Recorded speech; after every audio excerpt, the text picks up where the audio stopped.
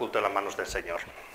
Señor, queremos darte muchas gracias por poder venir a tu casa, Señor, en este día que tú nos pides que lo apartemos para ti.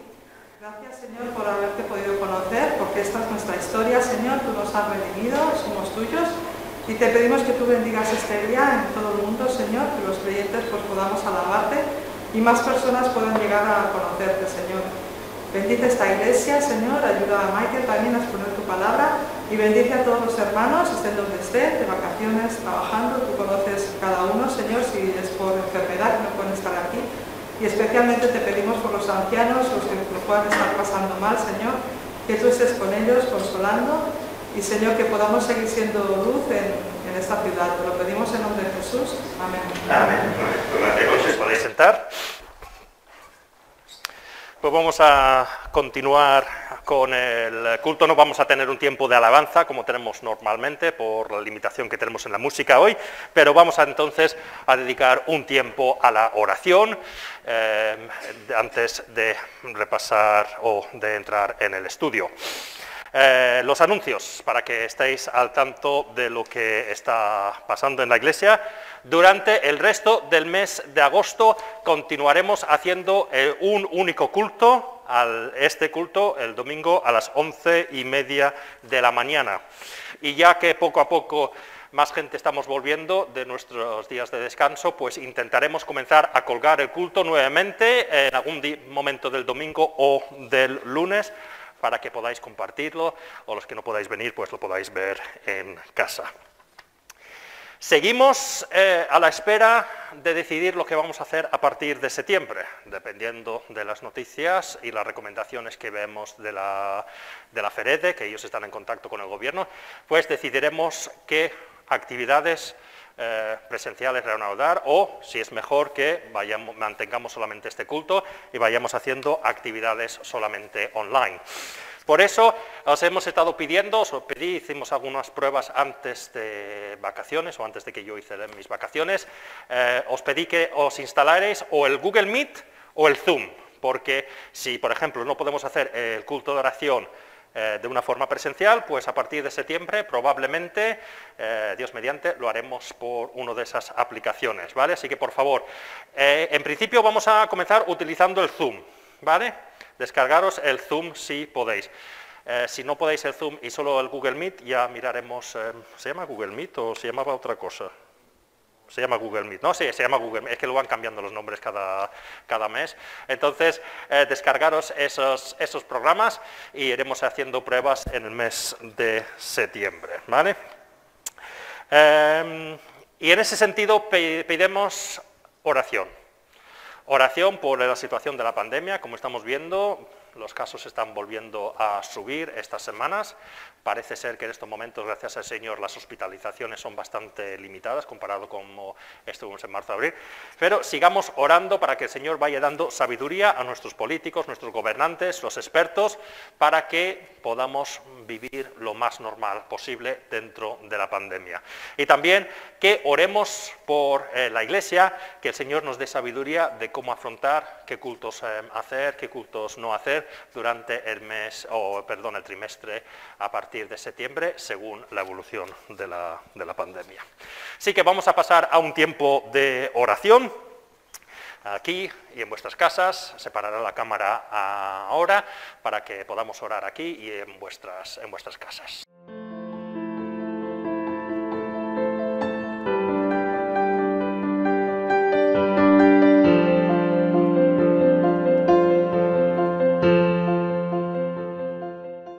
Pues vamos a abrir nuestras Biblias en Isaías capítulo 37. Como sabéis, llevo ya las veces que he estado predicando antes de mis vacaciones, haciendo una serie de estudios sobre 4 capítulos del libro de Isaías, que van del capítulo 36 al capítulo 39, que hablan básicamente del reinado del rey Ezequías, o parte del reinado del rey Ezequías. Y dijimos en su día que Ezequías fue un rey bueno. En general, miramos todo su reinado, y quizás fue uno de los mejores reyes que tuvo el pueblo de Dios desde rey David. Pero ya hemos visto, y es la pregunta que estamos repitiéndonos constantemente en esta serie de estudios, que Ezequías cada mañana que se levantaba tenía que hacerse una pregunta, y es la pregunta que tenemos que hacernos nosotros. ¿En quién vamos a confiar ante los problemas? ¿En Dios o en nosotros mismos, nuestros planes y los hombres? Y esta es una pregunta importante para Ezequías porque, como ya vimos en su día, Ezequías vivió una época social y políticamente complicada. Ezequías era un rey de un reino pequeño, Judá era un reino pequeño. Pero en esa época, cuando él era rey, el imperio asirio, un gran imperio, estaba conquistando todo lo que nosotros conocemos como Oriente Medio. Y humanamente, Judá, un reino pequeño, contra un imperio tan grande, no podía hacer nada por sí solo. Era imposible que se defendiese contra el imperio asirio. Entonces, tenía dos opciones. Confiar en Dios, que es lo que decía Dios. Dios le decía mediante el profeta, confía en mí, que yo solucionaré este problema. Aunque tú lo ves muy grande, yo solucionaré este problema. O podía confiar en sí mismo. Hacer alianzas. Por ejemplo, vimos que podía hacer una alianza con los egipcios. Oye, los egipcios también son bastante poderosos y ellos son los enemigos de los asirios. Así que hago una alianza con ellos y estoy protegido. Y esa es la duda, la pregunta que se tenía que hacer todos los días el rey Ezequías. También os expliqué, aunque esto no es importante, que hay algunos comentaristas que creen que los capítulos 38 y 39 cronológicamente ocurrieron antes que los capítulos 36 y 37. No es importante, pero como el comentarista que yo estaba siguiendo seguía este orden, yo comencé a estudiar el capítulo 38, que si os acordáis era la enfermedad de Ezequías. Ezequías se pone enfermo. Ezequías es un gran rey, tiene todo el dinero y el poder, es la persona más importante de su reino. Pero llegó esa enfermedad de la muerte y no tiene solución. Por muy rey que es y mucho poder que tenga, no tiene solución. Y tiene que ir al Señor a pedirle que Él le ayude y que Él le cubre. Dios, por misericordia, le cura. Entonces, vimos que después de esa curación milagrosa, Ezequías vuelve otra vez a las andanzas. Vemos que en el capítulo 39 hace una alianza con los babilonios. Vienen unos políticos babilonios y deciden hacer una alianza contra los asirios en vez de confiar en Dios. Y cuando acabamos eso, ya la última vez que compartí la palabra con vosotros, vimos el capítulo 36 de Isaías. Y el capítulo 36 comienza con el ataque de los asirios contra Judá. Ya está el ejército asirio a punto de conquistar Judá. Y vimos que la guerra iba muy mal. Tan mal que viene el general del rey Sennacherib, el rey de los asirios, y se planta a las puertas de Jerusalén y dice, oye, se ha acabado, firmad la paz, rendíos, porque Dios nos va a salvar. Mi rey, Sennacherib, es más poderoso que vuestro Dios. Y vimos todas esas mentiras que dio el general para que se desanimara el pueblo y no confiaran en Dios. Y vimos cómo Satanás constantemente a los cristianos nos está diciendo, yo soy más poderoso, rendíos, no sirve de nada. Pero hoy vamos a entrar en el capítulo 37, porque si el que ha hablado en el capítulo 36 es el general, con todas esas mentiras, principalmente en el capítulo 37 vamos a ver que habla Dios, verdades que desmontan todo lo que ha dicho el general. Y vamos a mirar ahora diferentes cosas. No vamos a ver todo el capítulo 37 hoy, no nos dará tiempo. Vamos a dividir el capítulo 37 en dos partes. Pero vamos a mirar hoy las palabras de Ezequías, el rey, ante esta situación, y las palabras de Dios ante esta situación. Y vamos a sacar algunas conclusiones de estas palabras. Entonces, capítulo 37 y los primeros 4 versículos, vamos a mirar en primer lugar las palabras de Ezequías. ¿Qué dice Ezequías ante esta situación? Isaías capítulo 37 y el versículo 1 dice así, cuando el rey Ezequías escuchó esto, son todas esas palabras del general que decía, oye, que la guerra se ha acabado, que mi rey está derrotándoos totalmente, no tenéis esperanza, rendíos ya. Cuando el rey Ezequías escuchó esto, se rasgó las vestiduras, se vistió de luto y fue al templo del Señor. Además, Ezequías envió a Eliaquim, administrador del palacio, al cronista Sebna y a los sacerdotes más ancianos, todos vestidos de luto para hablar con el profeta Isaías, hijo de Amoz. Así que Ezequías, el rey, va al templo y envía a sus ministros más importantes a hablar con Isaías. Y le dijeron estos ministros, así dice Ezequías, están hablando con Isaías en este momento, así dice Ezequías, hoy es día de angustia, castigo y deshonra, como cuando los hijos están a punto de nacer y no se tienen fuerzas para darlos a luz. Tal vez el Señor tu Dios oiga las palabras del comandante en jefe, a quien su señor, el rey de Asiria, envió para insultar al Dios viviente. Que el Señor tu Dios lo castigue por las palabras que ha oído. Eleva pues una oración por el remanente del pueblo que aún sobrevive. Realmente lo que vamos a ver en estos primeros versículos es la humildad de Ezequías en sus palabras. Porque recordemos que uno de los grandes problemas que tuvo Ezequías fue el de confiar en los hombres en vez de confiar en Dios. Ya vimos en el capítulo 39 que Ezequías había decidido hacer una alianza con los babilonios, después de que Dios le había curado. Y ya está volviendo a confiar en los hombres. Y recordemos que en Isaías capítulo 31 y el versículo 1, leímos lo siguiente, palabras del profeta, palabras del Señor a los gobernantes de Judá. ¡Ay de los que descienden a Egipto en busca de ayuda, de los que se apoyan en la caballería, de los que confían en la multitud de sus carros de guerra y en la gran fuerza de sus jinetes, pero no tienen en cuenta al Santo de Israel ni buscan al Señor! ¡Ay de los que confían en los hombres! ¡Ay, Ezequías, que estás haciendo una alianza con los egipcios en vez de buscarme a mí! Y estamos viendo en estos capítulos, el 36 y 37, que la política exterior de Ezequías había fracasado totalmente. Ya vimos que Sennacherib había conquistado todo lo que es el norte del reino de Judá. El comandante, el general que Sennacherib había enviado a Jerusalén, dijo a Ezequías, oye, mi rey está acabando de conquistar Laquis. Laquis era una ciudad al norte, era la última defensa antes de llegar a Jerusalén. Cuando caía Laquis, ya las tropas estaban en Jerusalén. Y Ezequías había puesto su confianza en que vendrían los egipcios a ayudarle. Y el plan había fracasado, porque los asirios estaban a las puertas de Jerusalén y no estaban los egipcios. Y aquí tenemos la primera enseñanza de este capítulo, o de esta sección.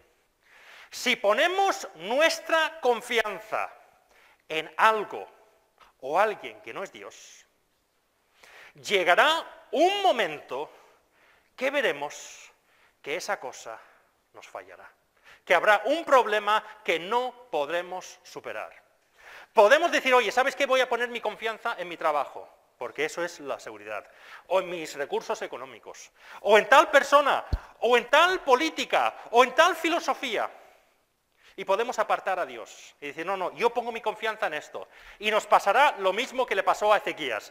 Y parecerá un plan estupendo, pero llegará un problema grave y veremos que esa cosa, ese trabajo, ese dinero, esa filosofía, esa idea, no nos va a solucionar el problema.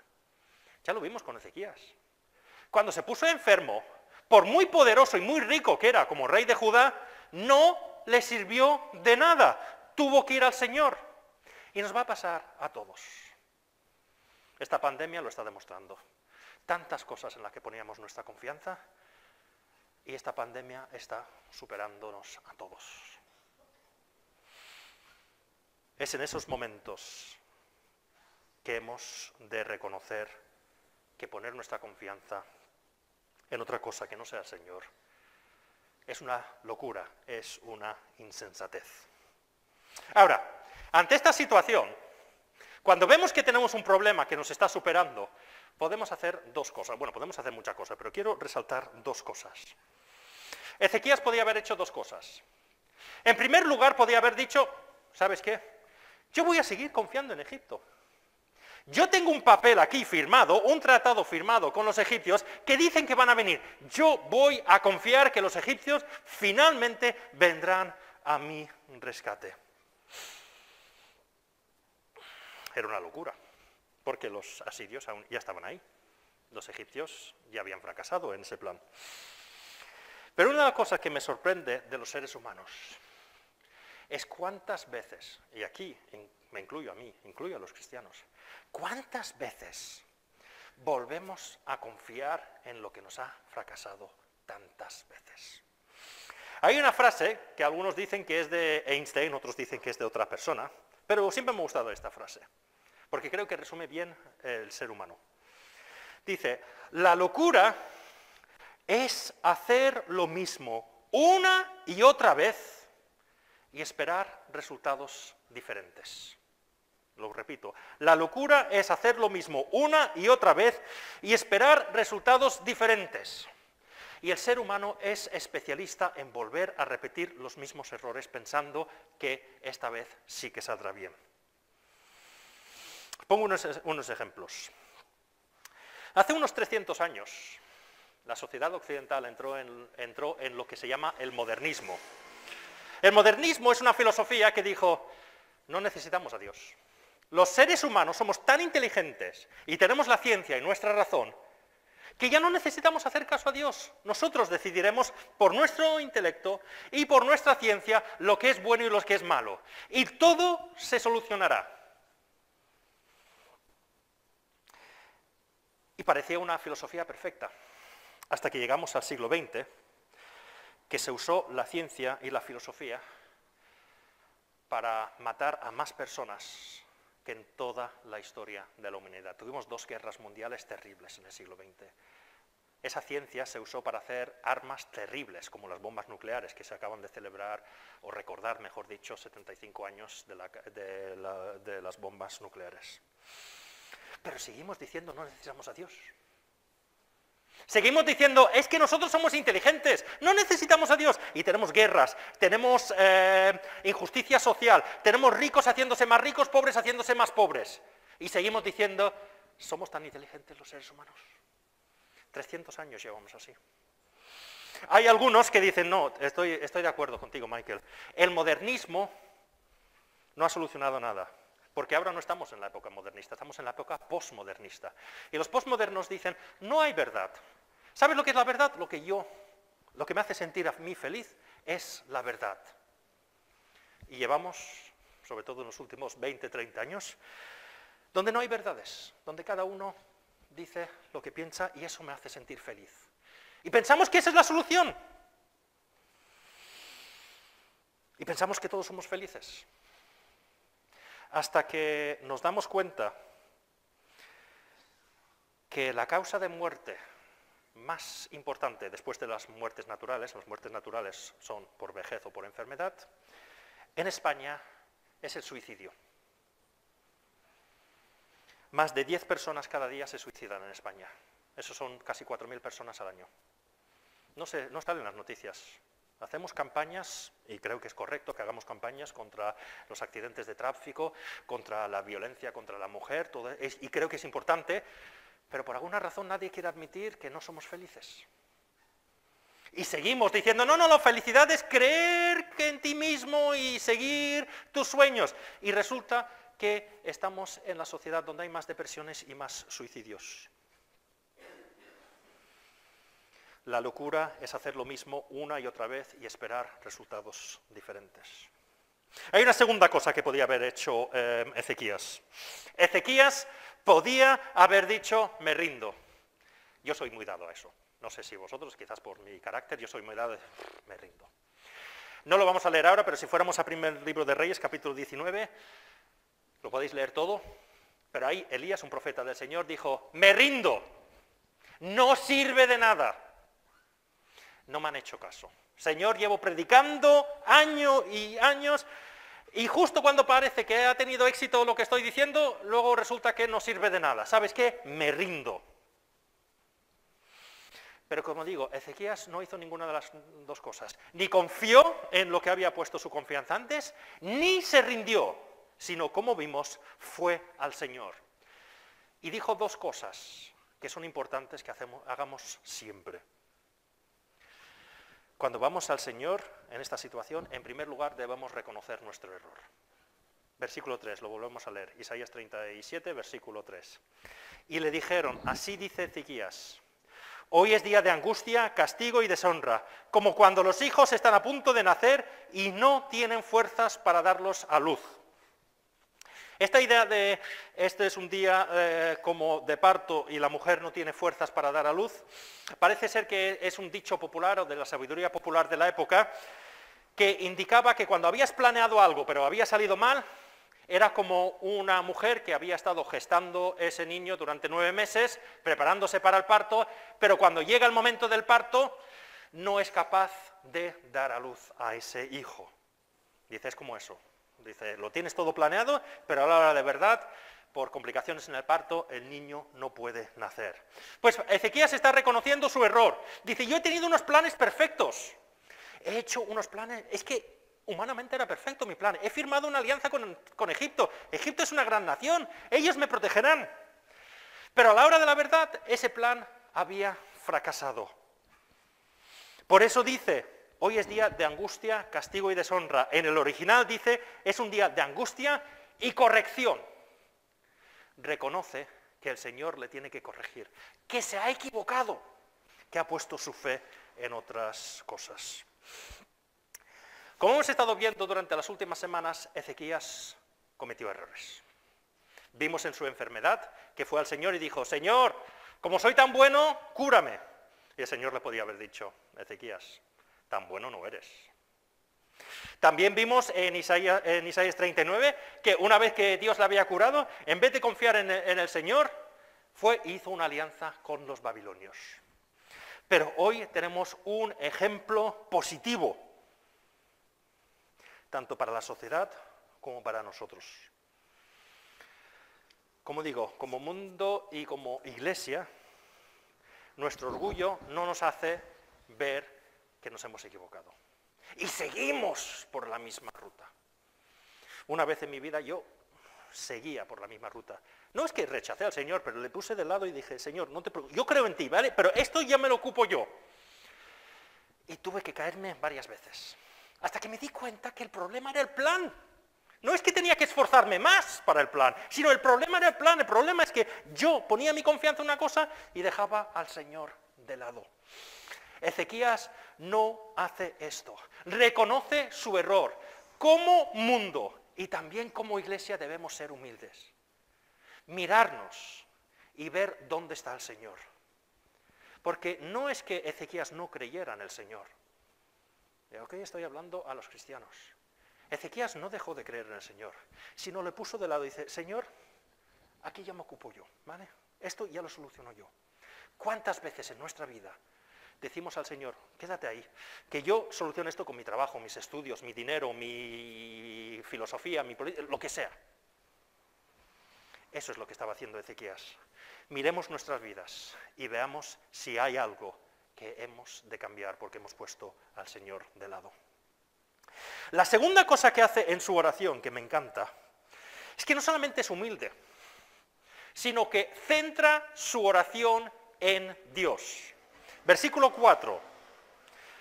Tal vez el Señor tu Dios oiga las palabras del comandante en jefe, son palabras de Ezequías, o por parte de Ezequías a Isaías. Tal vez el Señor tu Dios oiga las palabras del comandante en jefe, a quien su señor, el rey de Asiria, envió para insultar al Dios viviente. Que el Señor tu Dios lo castigue por las palabras que ha oído.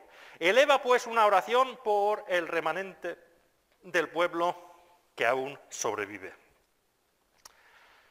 Una de las grandes cosas que hacemos los cristianos, lo hago yo en primer lugar, cuando oramos, es que nos centramos en nosotros mismos. Señor, dame esto. Señor, qué mal lo estoy pasando. Señor, mira lo que me está pasando. Ezequías podía haber dicho, Señor, mira lo mal que lo estoy pasando. Mira que me están insultando, me han dicho que soy un tonto por confiar en ti. Mira, me están insultando. Están a punto de conquistar mi ciudad. Pero no dice eso en su oración. Está centrado en Dios. Dice, Dios, te están insultando a ti. Nuestras oraciones deben estar centradas en Dios. Hemos visto en la Biblia que Dios es un Dios de amor. Y yo he predicado de esto muchas veces. Dios contesta las oraciones imperfectas que hacemos. Lo hizo con Ezequías. Cuando Ezequías se puso enfermo, se fue ahí y se centró en sí mismo y dijo, Dios, como yo soy tan bueno, cúrame a mí. Y Dios lo hizo. Pero eso no significa que no debemos aprender a orar como nos muestra la Biblia. Nuestro ejemplo es Jesús, en todo. Y en la oración que hacía Jesús. E incluso cuando pedía cosas para sí mismo, era para la gloria de Dios. Ante la cruz, ¿qué dijo? Pase de mí esta copa si puede ser, pero que se haga tu voluntad, no la mía. Y Ezequías nos está mostrando esto también. Y debemos centrar nuestras oraciones en Dios, porque en primer lugar, sin entrar en ningún otro dato, en primer lugar, porque Dios es Dios, es nuestro Creador, es nuestro Salvador. Él es el que merece toda la gloria y honra. Nuestras oraciones no son para nuestra gloria y honra, no son para decir, Señor, y admitámoslo, y yo soy el primero, mi oración es una lista de la compra. Señor, dame esto. Y la Biblia dice, no, es que la oración debe ser para glorificar al Señor. Pero como Dios es misericordioso, cuando centramos nuestras oraciones en Dios, también recibimos bendiciones nosotros. Porque el momento que nos centramos en Dios, nuestra fe va creciendo. Pongo el ejemplo. Si mi oración va, Señor, mira lo desgraciado que soy, mira lo mal que lo estoy pasando, mira todos los problemas, mira lo pequeño que soy y mira el problema grande. Claro, me desanimo. ¿Sabes por qué? Porque me estoy mirando a mí y veo que el problema es mucho más grande que yo. El momento que me centro en Dios, como hizo Ezequías, que dijo, Dios, todopoderoso, gigantesco, omnipotente, grande,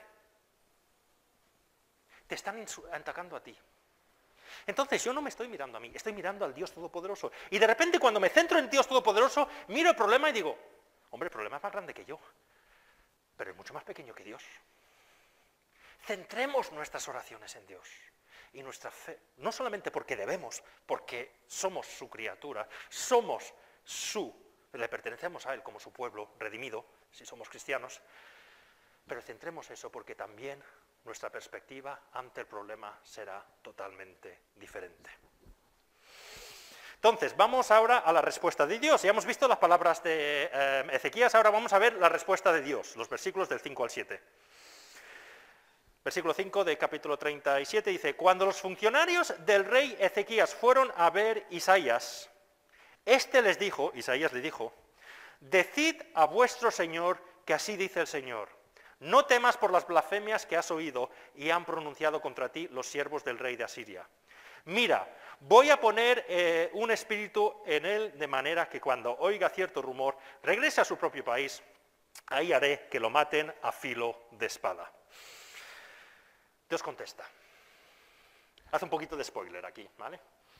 Ya nos explica cómo va a acabar el final de la historia. Llegará un momento que el rey de Asiria tendrá que volver a Siria, a su capital, y le pasó ahí lo que le pasan a muchos reyes en esa época.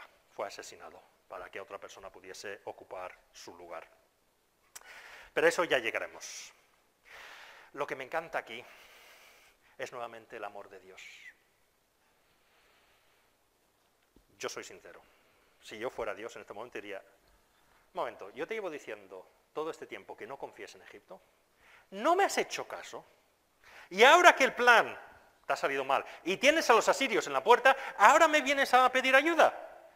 Oye, vete a tu palacio, métete en los muros, ya llegarán los egipcios, ¿no? ¿Tan rápido que has ido a hacer una alianza con ellos cuando te dije que no? Pero Dios no es como yo, y doy gracias a eso, por eso. Porque Dios tiene un amor que no podemos comprender. Incluso cuando hemos metido la pata hasta el fondo. Si vamos a Dios con la humildad que fue Ezequías para reconocer su error, el Señor le contesta. Que nadie piense, se llame cristiano o no se piense cristiano, que nadie piense que lo ha hecho tan mal que Dios nunca le va a responder. Dios tiene un amor que nosotros no podemos comprender. Y si vamos a Dios con la humildad de Ezequías, veremos que Dios nos contestará. Pero hay dos cosas que quiero resaltar de lo que dice Dios. En primer lugar, la primera cosa que dice, Isaías responde en el versículo 5, decid a vuestro Señor, a Ezequías, que así dice el Señor. Isaías quiere decir, no lo digo yo, así dice el Señor. La primera cosa, y nuevamente lo vemos, es que Dios quiere que Ezequías se centre en Él. El que está hablando aquí es el Dios Todopoderoso. Y cuando Dios dice que algo va a cumplirse, va a ocurrir, se cumple. Isaías capítulo 55 y el versículo 11 leemos lo siguiente. Así es también la palabra que sale de mi boca, palabras de Dios. No volverá a mí vacía, sino que hará lo que yo deseo y cumplirá con mis propósitos. Cuando Dios dice algo, no dice, así dice el Señor, yo espero que esto se cumpla, o mi plan es que esto se cumpla. No, Dios nunca dice eso. Dios dice, mi palabra se cumplirá. Y yo creo que muchas veces como cristianos se nos olvida el poder de la palabra y las promesas de Dios. Tenemos una idea teórica, sí, la palabra de Dios se cumplirá, pero cuando nos toca a nosotros de una forma personal ya nos cuesta. Y si Dios nos hace una promesa confirmada por su palabra, no es algo que Él desea hacer, sino es algo que va a hacer. ¿Cómo creó Dios? ¿Cómo hizo la creación? ¿Cómo vemos en Génesis capítulo 1? ¿Cómo creó la luz? Con la palabra. Hágase la luz, sea la luz, dependiendo de la versión. ¿Y qué pasó cuando dijo la palabra? Se hizo la luz. No dijo, hágase la luz y dijo, no ha salido bien, venga, vamos a volver a... No, hágase la luz y hubo luz. La palabra de Dios es todopoderosa. Por eso comienza a decir, así ha dicho el Señor. Y cuando lo dice el Señor, se va a cumplir. Y la segunda cosa que hace, cuando ha hecho que se centre otra vez en Dios, le recuerda, si volvemos al versículo 5, no temas por las blasfemias que has oído y que han pronunciado contra mí los siervos del rey de Asiria. Es que Ezequías, el que te habla ahora es el Señor Todopoderoso. El que te habló en el capítulo 36 con todas esas mentiras no era ni el rey de Asiria, porque Sennacherib aún estaba luchando la guerra en Laquis. Era su siervo, era su general. Entonces te está recordando, los que te han amenazado no son ni el rey de Asiria, es su siervo. Claro, Ezequías podía haber dicho, sí, es su siervo, pero habla en nombre del rey. Pero hay una cosa, no que dice el Señor en este capítulo 37, sino que no dice. Dice, ha hablado los siervos del rey de Asiria. Si volvemos al capítulo 36 y el versículo 4, cuando el comandante, el general, llega a Jerusalén, la primera cosa que dice, Isaías 36 y el versículo 4, el comandante en jefe, este siervo, este general del rey, dijo, decid a Ezequías que así dice el gran rey, el rey de Asiria. ¿Veis la diferencia? Hay una cosa que no dice el Señor, que sí que dijo el comandante. Habla el gran rey. Y el Señor dice, no es el gran rey. El gran rey soy yo, como veremos. El que ha hablado sencillamente es rey de Asiria. Y como veremos más abajo en el capítulo, es rey de Asiria, ¿por qué? Porque yo permito que sea rey de Asiria. Dios le dice, te está hablando el siervo, no el rey. Y el que está representando no es el gran rey, es sencillamente el rey de Asiria. La Biblia deja claro que no hay nada superior al Señor. No hay ningún poder, ningún problema que sea más grande que Dios. Vivimos en una sociedad donde por ser cristianos nos pueden ridiculizar. Nos pueden decir, oye, de ese tema no puedes hablar. Podemos hacer las cosas como el Señor quiere y decimos, pero es que Señor, me están pegando de tortas por hacer las cosas como tú pides en el trabajo. Vemos, como digo, constantemente donde a las iglesias les está diciendo podéis predicar de esto, pero no podéis predicar del otro. Y también en ciertos países vemos donde la persecución es tanto que hay gente que se está muriendo sencillamente por ser cristiano.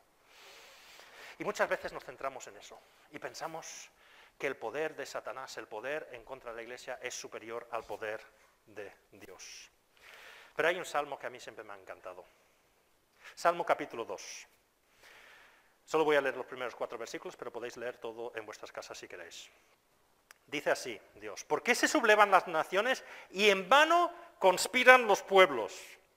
Los reyes de la tierra se rebelaron, los gobernantes se confabulaban contra el Señor y contra su ungido, y dicen, hagamos pedazos sus cadenas, librémonos de su yugo.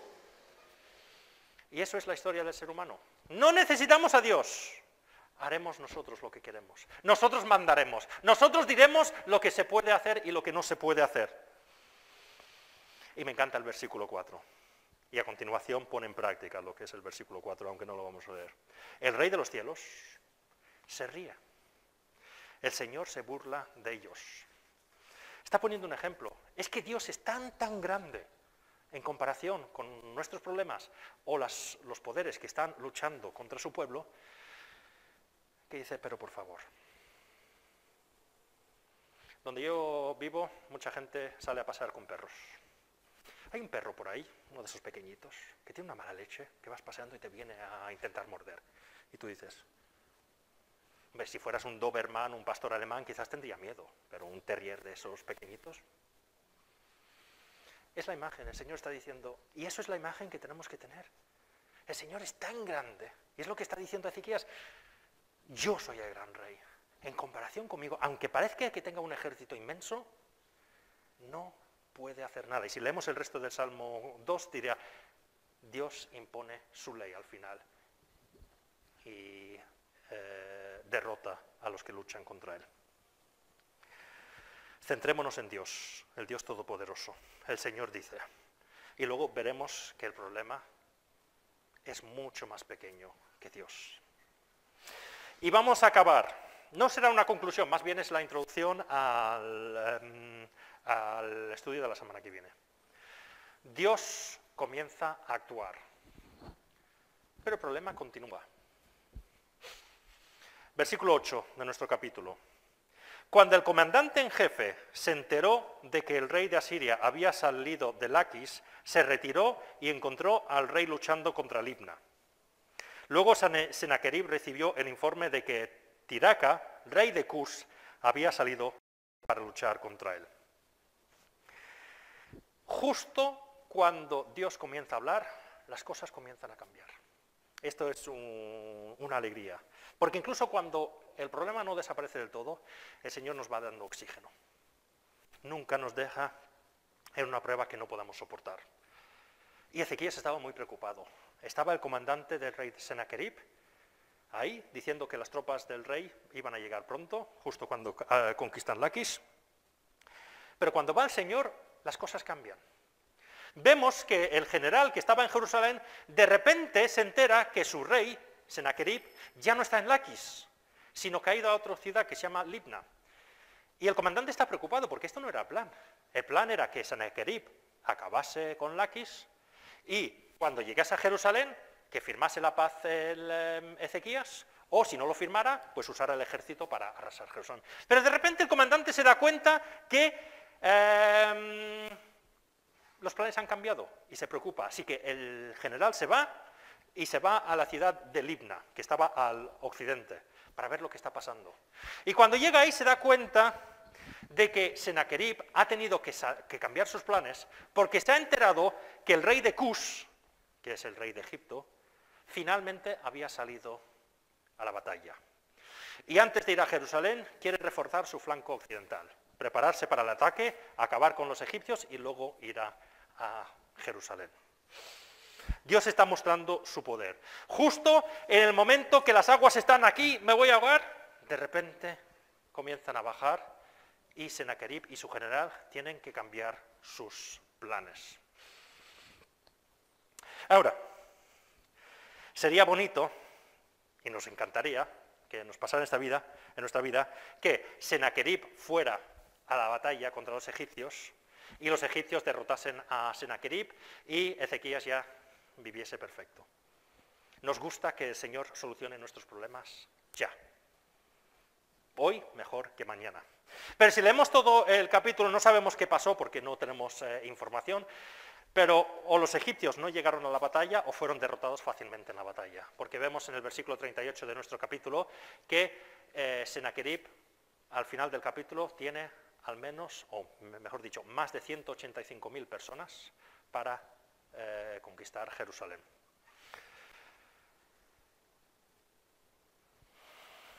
Pero no era el plan de Dios usar a los egipcios para derrotar a Sennacherib. Y podemos entender por qué no era su plan. Podía haber usado a los egipcios. Pero claro, si los hubiese usado, quizás Ezequías hubiese pensado, mira, mi plan de alianza con los egipcios funcionó, qué inteligente que soy. Como vamos a ver, el Señor no va a usar a ningún hombre para derrotar a Sennacherib. Y eso era importante. Hay otros momentos en la historia del Antiguo Testamento que el Señor usa a los hombres para derrotar a los enemigos de su pueblo. Pero esta vez lo va a hacer de una forma totalmente distinta para demostrar que Él es el poderoso. Pero lo que quiero hacer ahora es concluir dejando claro que incluso cuando las aguas bajan, tenemos que hacernos la misma pregunta. Porque cuando Sennacherib se va lanzando una amenaza. Versículo 9, la segunda parte. Al enterarse de esto, Sennacherib, al enterarse de que venían los egipcios, Sennacherib envió mensajeros a Ezequías para que le dijeran, tú Ezequías, rey de Judá, no dejes que tu Dios en quien confíes te engañe cuando dice, no caerá Jerusalén en manos del rey de Asiria. Sin duda te habrás enterado de lo que han hecho los reyes de Asiria con todos los países, destruyéndolos por completo. ¿Y acaso tú vas a librarte? Y luego pone el listado de diferentes dioses de las otras naciones que se supone que tenían que proteger a sus reinos y no lo hicieron. Sennacherib se va, pero dice como Arnold Schwarzenegger en esa famosa película de los años 80, volveré. Les amenaza. Satanás no se da por vencido tan fácilmente. Y se va diciendo, te has librado, pero voy a volver. Y Dios no te salvará la próxima vez. Entonces, y aquí ya entraremos en la semana que viene. Al principio de la historia vemos que las aguas están hasta aquí para Ezequías. Están a punto de llegar las tropas. Y el Señor las hace bajar un poquito. Ya están por aquí, o están más bajo, ya no está el ejército, ya está contra los egipcios, y los egipcios eran los que yo había firmado la alianza. Pero Ezequías, ¿qué va a hacer? ¿Va a volver a decir, mira qué inteligente que soy? ¿Al final mi plan con los egipcios ha funcionado? Y veremos la semana que viene que el plan no funcionó, porque como digo, no sabemos qué pasó, pero Sennacherib volvió poco tiempo después con un ejército de más de 185.000 personas. Hoy va a confiar en el Señor. Porque muchas veces somos dados a que cuando las aguas están por aquí, ¡Señor, ayúdame! Y el Señor hace que bajen las aguas. Algunas veces hasta aquí, otras veces aquí, hasta abajo de todo. ¿Qué vamos a hacer cuando el Señor hace que bajen las aguas? ¿Vamos a volver a confiar en todas esas cosas? El trabajo, la filosofía, el dinero, mis fuerzas. ¿O vamos a decir, Señor, confiando en esas cosas, el agua está aquí. Está bajando ahora gracias a ti, así que voy a seguir confiando en ti. Porque el problema que tenemos muchas veces los cristianos es que usamos a Dios como los bomberos. Señor, tengo un problema, ¿me vienes a ayudar? Gracias, ya te llamaré la próxima que te necesite. ¿Cómo vamos a vivir nuestra vida? ¿Vamos a confiar todos los días? ¿Hacer lo que hizo Ezequías, pero no cuando tenemos problemas, sino todos los días? ¿O vamos a decir, gracias Señor, ya me has sacado de esta, cuando vuelvas a Sennacherib ya te volveré a llamar? Pues esa es la pregunta que nos vamos a hacer la semana que viene y que el Señor nos ayude a ponerlo en práctica. Amén.